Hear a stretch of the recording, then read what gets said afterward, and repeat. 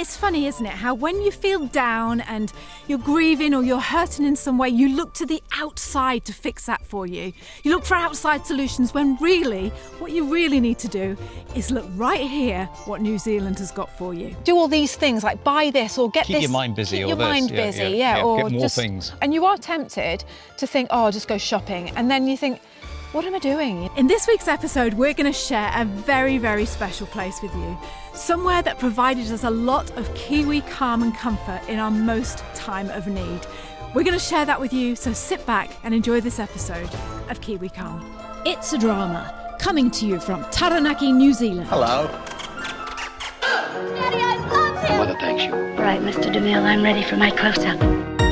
Hello and welcome back to the It's a Drama show. I'm Liz. And I'm Brian. And we're back today to give you some more Kiwi Calm. If you watched the last episode where we talked about Kiwi food, Kiwi comfort food that was bringing us calm in times of strife and upset. And today we wanted to share with you a little secret of ours that probably won't be a secret after it's gone out on YouTube. A place in New Zealand, in Taranaki, that we love to come to just get some solace, some Kiwi calm. Here we are at Rotakere. So how do you get to Rotakere, Brian? And what is Rotakere? Rotakere is it's a dock, what would you call it? A sanctuary, basically, for native plants and birds and things like that. There are some birds from Australia, like there's a few swans here and things like that. But it's mainly full of tuis and saddlebacks and fantails. Oh. And the birdsong is gorgeous. You can actually water ski on these lakes. You can bring motorboats down at certain times of the year. Obviously not around nesting times, and if there's too much weed in the water, then they close the lake and stuff. So you've got to wash your boat before you come in and wash it before you take out. You should do that thing, that sort of thing anyway. So, sorry, go on. It's around about 50 minutes from New Plymouth. And only maybe 30 minutes from Stratford and 20 minutes from Eltham. So we're going to assume that you know nothing about this area. We have talked about this on the show before. We've told you that we like to come here, but we've sort of skimmed over it because, to be honest, we just want it for ourselves. Yeah. But we don't want nobody coming. But if you've been watching the programme for a while now, you will know that we've been through some real upheaval. I lost my mum a few weeks ago. It was 6 months of pure hell, to be honest. She had cancer and it was awful, as you can imagine.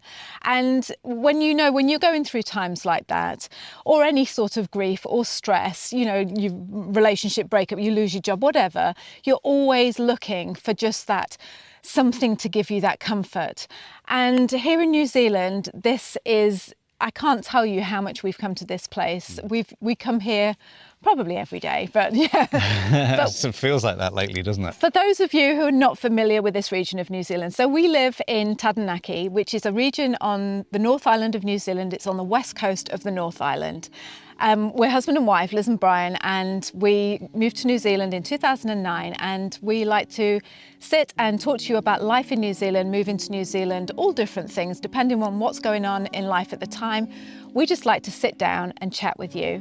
And we really, really hope that by us sharing this with you, it gives you our hope for this episode is to show you that New Zealand is, and not just New Zealand, but we happen to live in New Zealand, but wherever you are, it's always the nature that fills you up the most. Yeah, the reconnection with the outside. Yeah, it really is.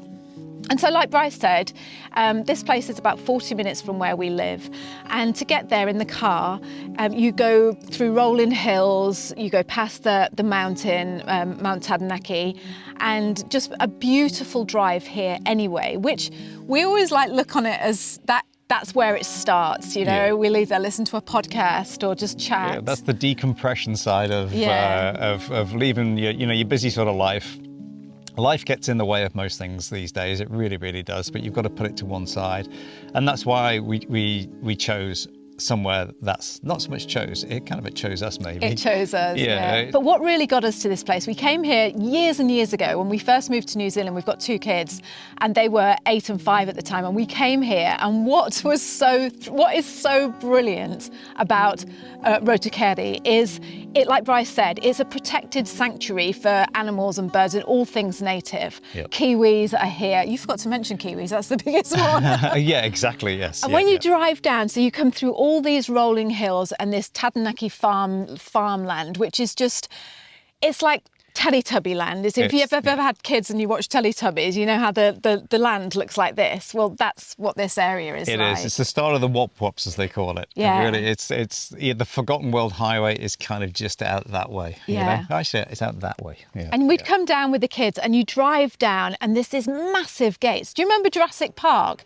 when they're in the Sam Neill and that woman and the kids are in the truck, the Jeep? Fly, what's his name again?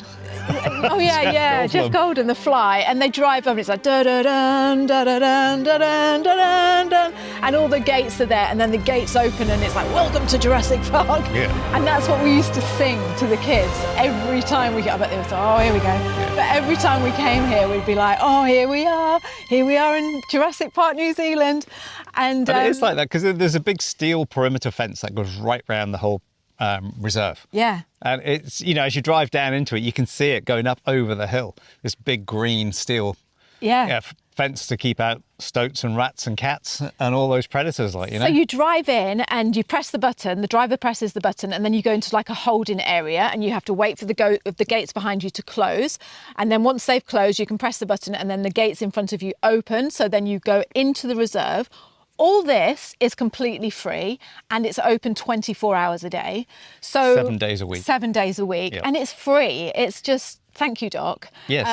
And there's freedom camping here, so you can stay 3 nights a month for free. Yeah. Yeah. And you can just bring a regular tent here because there is a toilet block as well. Yeah. So you don't have to be fully self-contained. Like that. It's not suitable for, part of it I would say is suitable for wheelchair access, but like you can go down to the pontoon, that's floating on the pontoon, isn't it? You'd have to be a bit of an all-terrain sort of wheelchair thing. Yeah, not all-terrain, but you know what I mean, sort of a bit more standard than the hospital wheelchair. But then from there as well, you can walk around the whole lake and we've got it down to 50 minutes, but it used to take us an hour and 5, and now we keep getting stronger and stronger and like fitter and fitter, and we're walking around and... It says an hour and a half, but we do it in just under an hour. Yeah. Now. Like you say, let's say an hour before. There's no Wi-Fi down here, which makes it all the more attractive. I think that was one of the reasons why when we were going through what we were going through with Mum, it was almost like for an hour or so while we're down here, you're just... you can just switch off. Yeah. And then you're just walking around and you walk in single file and you're just chatting, just watching where you're putting your feet because there's all these branches going across. But honestly, it is like being in bird heaven. It's just all you can hear and see, like the fantails are just jumping in front of you. The saddlebacks are just singing their little hearts out. You can hear, if you stay into the evening, you can hear the moorpork. Apparently when you come down at night, we heard someone saying when you come down at night, you can see kiwi. It's just... It's stunning. It's paradise. Yep, it's it really absolutely is. Paradise. And we really, really wanted to share it with you because I don't know if you agree on this or not, but this is our point of view. It's just like when you're going through stress, people tend to like say to you, oh, just do all these things, like buy this or get keep this. Your mind busy. Keep or your this. mind busy, or get more just things. More things. That's right. Yeah. And you are tempted to think, oh, I'll just go shopping, and then you think, what am I doing? Well, that's what we thought. We just thought, what are we doing? Why are we wandering around these shops, spending money on stuff that we don't really want, or we're not even just going to have to clean in the future, or get, store it if we go traveling. Yeah, exactly. Yeah. But it's like that thing. I mean, as being human beings, we're always in search of something that will make us feel happier. And sometimes you've just got to keep coming back to the same place. That makes you happy. Because, it's like if it made me happy once, it'll make me happy again. And I know you don't want to get fed up of things, but you always see something different when you're here. Or really just walk the other way around, and then stop and turn back and walk back the same way. So it makes it completely different. Yeah. Or do the perimeter walk, which can take you 3 hours, Yeah.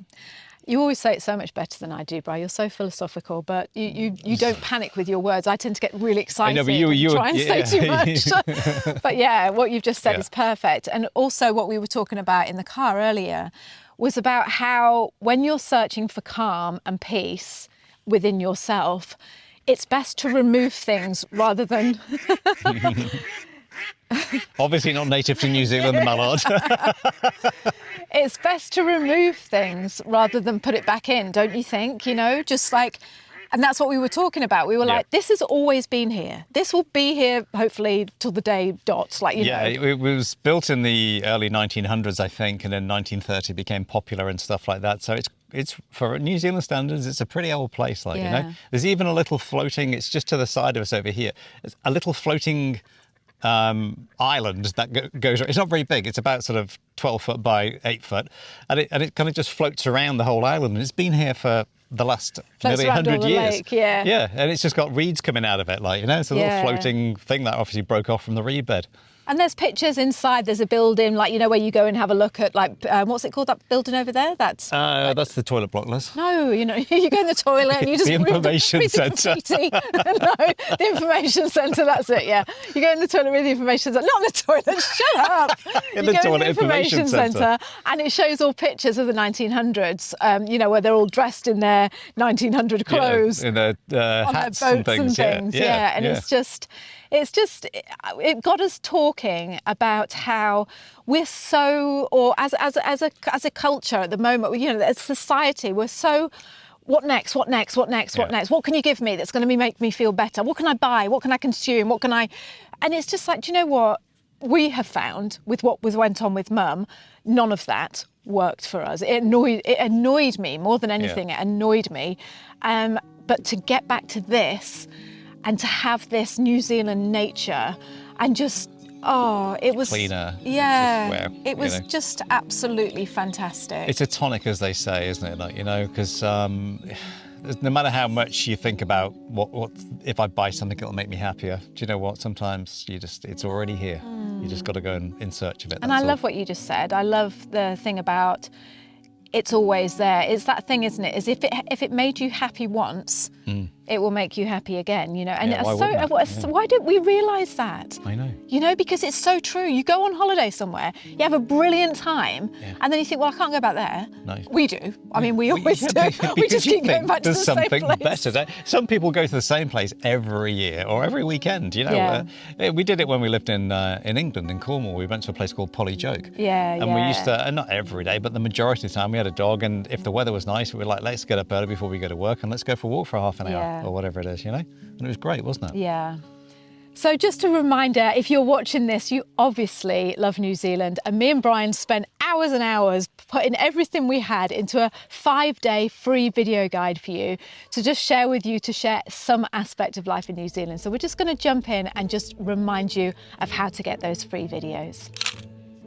You are here because you love New Zealand. You might be moving to New Zealand, living in New Zealand, or you might just spend your days dreaming of visiting this gorgeous country. Because we love New Zealand as much as you do, we have compiled a short and very unique 5-day video series showcasing life in New Zealand, what it's really like. These videos are real, they are exclusive, and best of all, they're absolutely free. So if you would like to view New Zealand from the inside out and find out what life is really like down here, sign up now, and every day for 5 days we will send you a personal 3-minute video showcasing some brilliant aspect of life in New Zealand. You are gonna love it. Go to www.itsadrama.com/ILoveNZ. We can't wait to share those videos with you. Okay, let's get back on with the show. You know, people will often say to us, you know, why do you live in New Zealand?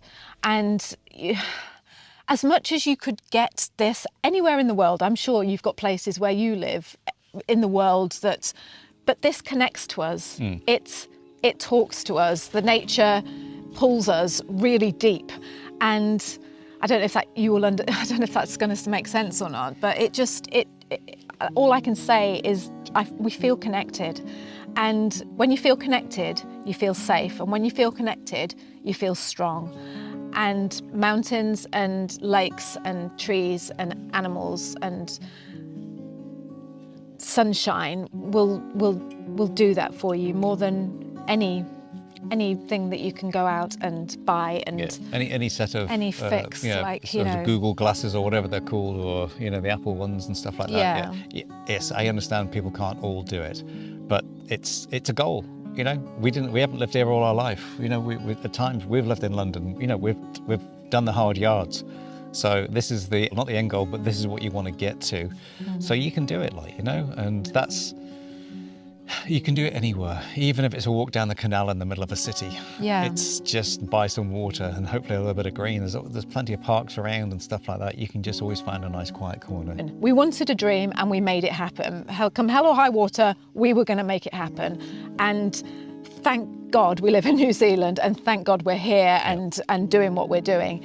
And I did think this morning, because I'm always aware, of course, not everyone is in a position to be able to do what we've done. And what if you can't? What if I work 60 hours a week in the hospital? I haven't got time to be going and looking at a lake and going to nature. But then I thought to myself, do you know what? We've said this before. The stars are there for everyone to see. When you come out in the morning and you take that first breath of morning air, there's grass for you to see, hopefully, where you are, and trees. And I think that's what we're trying to say, is it's that nature, isn't it? Like just that wildness that is infinite, that you can't put a price on. It's that's there for you. It's there for you if you just look for it and say and take it. No, it's true. And use it. It's true, because we're all made of this planet. That's it. Everything we eat, we are what we eat. That's it. It goes into us and builds us and makes us, So just connect with the ground every now and then. It has a huge benefit. It really does. You may think, oh, that's all up in the sky stuff, but it's not. Oh no. And the other thing is you get out, and if you're with someone, and you do go for a walk, and you talk, it can be the best conversations that you ever have. There's a lady just turned up behind us. She's on her own in her camper. You see loads of people just coming down here on their own. They get the chair out of the camper and they sit down, and you can see them making a cup of tea or pouring a glass of wine. I'll never forget one time we came down here. It was right in the thick of when everything was really painful and hard, and we came down. Do you remember? Yeah, I do. And there was that camper van. Just over here to the right of us. Or the left of us. And it was a couple in their late 60s, and he looked like a bit of a hippie, to be honest. And he had this guitar, and in front of them there's lots of picnic benches around, and the bench in front of them was free. And I said to Brian, should we just sit down and have a cup of tea? And we were like, you don't want to invade someone's space. Yeah. And they were sitting outside their caravan with a glass of wine, and he had his guitar in front of him. And we sat at the bench, didn't we? And it was almost as if that guy knew. It was almost as if he just knew that we needed some serenading, some peace and some love and some calm. And he got his guitar out, and he just picked all the old Beatles. It was from Beatles to so to Pink Floyd to just it was Paul Simon, just all sorts of those sort of. Yeah, he didn't say anything. 70s. It was amazing. He didn't say anything, and neither did we. And literally, I was just sat at the bench, like with tears rolling down my face. We just had our tea. He didn't see us because we had our back to him, didn't we? We had our back to him, and he was just playing and singing really low, like really quietly singing. His wife was just sat there with a glass of wine listening, and he was just picking away. And we sat there for about an hour and 20 minutes, and he didn't stop playing the whole time. Yeah. And I remember we got up. Do you remember? We got up, and I just went over to him and I just said, can I just say, you are an amazing guitarist, and what you've just done is provided us with just such a beautiful hour's worth of music. And he was like, oh, sure, of course, thank you. Well, there was even a tent sort of over to the right hand side of us as well that had kids and everything, and the kids were like bringing a packet of crisps out. Yeah, that's right. And sitting down, we know, sort of 20 metres away from them, and sitting there drinking and just watching him play. Oh, and it was magical. It was. He just sort of, it was like the Pied Piper, just it was. sort of taking you under his spell. It really was. I think I've got some video. If it is, I'll put it at the end of the show. and leave you a 30-second clip. Oh, of it or that would be something. really nice. Yeah, that would be really, really nice. So, man, I don't know, you will not be watching this probably, but No, probably if not. only you knew what a difference you'd made to my day that day, both of us, wasn't it, Bri? Yeah, that old V-dub combi that you had was gorgeous. Yeah, It really what was. a difference Yeah. you made to us. But again, that's just coming down and just being Chilling. it, just being in it, just immersing yourself in it. Yeah. And that's all I can say about that. But yeah. So Yeah, thank I think you. we should leave it there because Yeah. that's just a nice way to finish, It isn't it? is, Just on it a is. just on a calmness, and if you're missing New Zealand, hey, hopefully the sunshine is coming through the lens, and brightening up your day wherever you are. Because we have a lot of expats that live in Australia, England, or wherever around the world. We've got people in Thailand and Hong Kong and stuff like Sweden, that. yeah, Yeah, Europe, all those France. places that Yeah. all say that they used to live in New Zealand, and We're moved sending you away. so much love. We're sending you so much love. And if you are going through anything that we've just been through and are still trying to navigate through, we send you so, so much love and strength. And we hope that you can find a piece of nature as beautiful as this just to fill you back up and remind you of how special and how lovely you are. Don't forget that our hearts beat with yours. And until next time, I will say goodbye and I will speak to you soon. Yeah, so kia kaha, stay strong, ki'u, stay true, and that's true to yourself. And hopefully we'll see you from somewhere else next time. Yeah, okay. See you now. Speak to you soon. Bye. Bye.